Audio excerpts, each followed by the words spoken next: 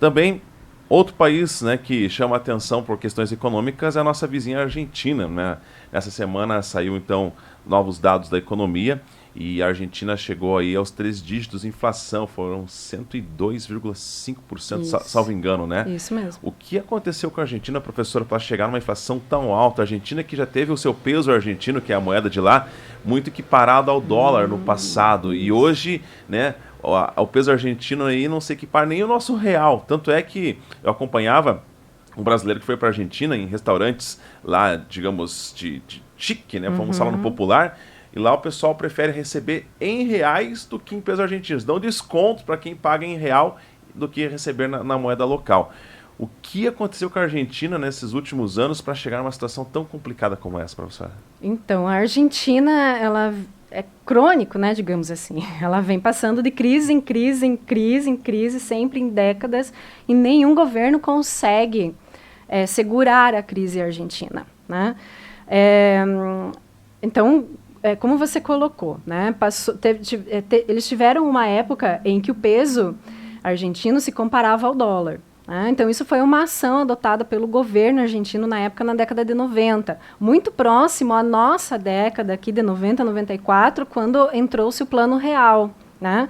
Então, por exemplo, aqui no Brasil, em 94, entrou-se o Plano Real, quando o ministro da Economia, na época, era o Fernando Henrique Cardoso, né? Então, o que aconteceu?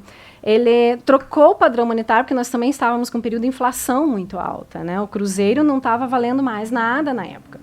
E aí, então, mudou-se o padrão monetário para poder conter essa inflação. Quando muda esse padrão monetário, a moeda ela fica mais forte, ou seja, você corta-se os zeros. Então, por exemplo, 100 cruzeiros, ele passa a ser R$1, né? Então, a moeda ela fica mais forte. Mas o governo brasileiro, ele conseguiu fazer o seu dever de casa, porque além dele mudar o padrão monetário, ele aumentou as suas reservas cambiais e diminuiu os seus custos. Então, ele conseguiu fazer assim uma poupança, digamos assim, no país. E aí, então, ele conseguiu conter a inflação. Na Argentina, o que eles fizeram? Eles também estavam passando por um período assim de inflação na época, mas eles adotaram uma medida de comparar o peso com o dólar. Então, o próprio governo inseriu na economia, né, determinou na economia que o mesmo valor do peso fosse o mesmo valor do dólar, mas sem base bancária, sem dinheiro para sustentar isso. E aí, o que acontece? Ela segura por um determinado espaço curto de tempo e aí começa a inflação novamente. Porque, veja, a tua moeda ficando forte, o aumento e o poder de consumo das pessoas aumentam, né? Ele se torna mais forte, você vai comprar mais produtos. E aí, então, você vai automaticamente aumentando os preços desses produtos. Por quê? Porque você compra produtos, a indústria vai ter que produzir mais, aumenta o seu custo, tem que repassar no preço do seu produto, né? Se o governo não tem base para sustentar isso, né, simplesmente a inflação ela vai decolando, decolando. Então, o governo argentino, ele deixou o mercado livre, sem a sua intervenção, e a inflação foi subindo, foi subindo. Os próximos governos também foram se sucedendo a esse tipo de erro, sem conter a inflação de uma forma mais adequada, né? Então, o que se teve? Por exemplo, né? O Macri, por exemplo, né? Ele tentou exatamente trabalhar nesse processo, né, de tentar conter a inflação da Argentina, mas ele também não conseguiu. Então, o que ele tentou fazer, né? E as pessoas ali, o mercado argentino começou a fazer. Eles começaram, portanto, a comprar dólares, já que estava completamente equiparado. Então, eu compro dólar, e daí lá agora eles têm vários tipos de dólares, né? Só que o peso argentino se desvalorizou tanto, que agora você não consegue mais comprar o dólar, né? E a atuação do Macri em tentar conter os gastos da economia não deu certo. Porque ele, em tentar diminuir os seus gastos, porque foi um governo completamente de direita, e isso fez com que os subsídios, né, para as classes, né, que precisavam de subsídio do governo, que sejam os auxílios, começou a diminuir. E aí a população começou a não gostar mais e a solicitar a substituição de governo. E aí, então, entrou todo um processo e foi feito assim, então, a substituição de governo, né? No atual governo, hoje, da Argentina, o que ele fez? Então, uma das medidas para tentar conter ali a inflação, ele tentou e injetou mais moedas na economia, ou seja, foi injetar mais dinheiro na economia. Ele mandou o banco emitir dinheiro, sem lastro, sem dinheiro, porque a Argentina não tem mais dinheiro. A Argentina não tem mais poupança, não tem reserva. Tanto ela não tem reserva que o dólar está alto. Né? Ela não tem reserva, ela está desacreditada no mercado externo. E ela só está buscando empréstimos via FMI e não tem dinheiro para pagar. Então, o último empréstimo que a Argentina fez pelo FMI foi de bilhões, né, a longo prazo, que não está conseguindo pagar. E por que ela fez esse empréstimo? Para subsidiar os custos sociais do país. Então, colocando dinheiro na economia, sem ter base, né, sem ter reserva, e ainda fazendo o empréstimo do FMI para sustentar os problemas sociais da economia, ele está ficando cada vez mais deficitário. Então, gerando esse déficit cada vez maior do governo, né, com uma inflação completamente incontrolada, as empresas estão fechando, o índice de desemprego está aumentando, o poder aquisitivo de compra das pessoas está ficando cada vez pior. Hoje, para vocês terem uma ideia, 60% da população brasileira está no nível de pobreza. Desses 60%, 40% estão abaixo do nível de pobreza. Então, está um caos social na Argentina.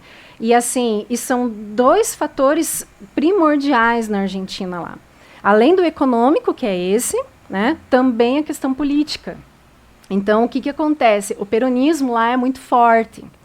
O que é o peronismo, né? O peronismo é um movimento, né, político, certo? Que se instalou, né, e acabou virando uma gestão de governo, assim, né? Esse modelo peronismo, ele é completamente social, né? Então, ele é completamente trabalhista. Então, esse cunho social e trabalhista, ele tem como principal foco esses subsídios sociais. E aí, o que acontece? A população, e a maior parte da população apoia, porque recebe exatamente esses auxílios, né? Porque precisa dessas intervenções de governo, o governo sempre intervindo ali na economia, bancando, injetando dinheiro na economia.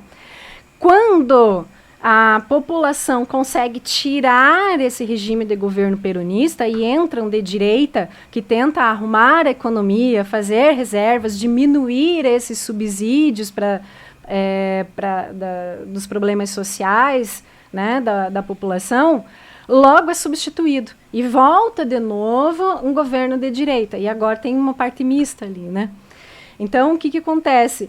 Nenhum governo consegue tomar decisões adequadas para segurar a inflação, porque não conseguem ter tempos de permanência. E aí sempre muda os problemas de acordo exatamente com a base política de cada governo que entra. Então, uma hora é socialista, outra hora é capitalista, né? E assim vai. Então, a economia ela não consegue ter base, né, para se fortalecer, ela só patina. Então, uma época curta de tempo, ela meio que tenta se controlar, se estabilizar, depois volta de novo e assim sucessivamente, né? E aí, não havendo esse controle da inflação, é claro, né, o poder de compra das pessoas vai diminuindo, vai se deteriorando. A própria economia, não tendo credibilidade com o resto do mundo, que é o que está acontecendo, vai perdendo investidores de fora, o dólar vai ficando cada vez mais alto, né? E os problemas vão se intensificando cada vez mais. Esse é um ano ainda de eleição política na Argentina. Então, pense, todo ano de eleição política há uma... assim, as pessoas não acreditam, não é que não acreditam, ela vai perdendo o interesse, os demais investidores perdem ainda mais o interesse, porque não sabe qual é o próximo governo e não sabe quais são as medidas políticas que esse próprio governo vai adotar, né? Então, nós chamamos de períodos de incerteza. Então, o ano político é sempre períodos de incerteza. Então, se a economia argentina já estava vindo mal, nesse período agora de eleição, período de incerteza vai ficar pior. Então, se tem uma tendência ainda ali dos argentinos a piorar, né? Esse problema da Argentina pode respaldar no Brasil, porque nós temos acordos comerciais com a Argentina, né? Se tem o Mercosul também.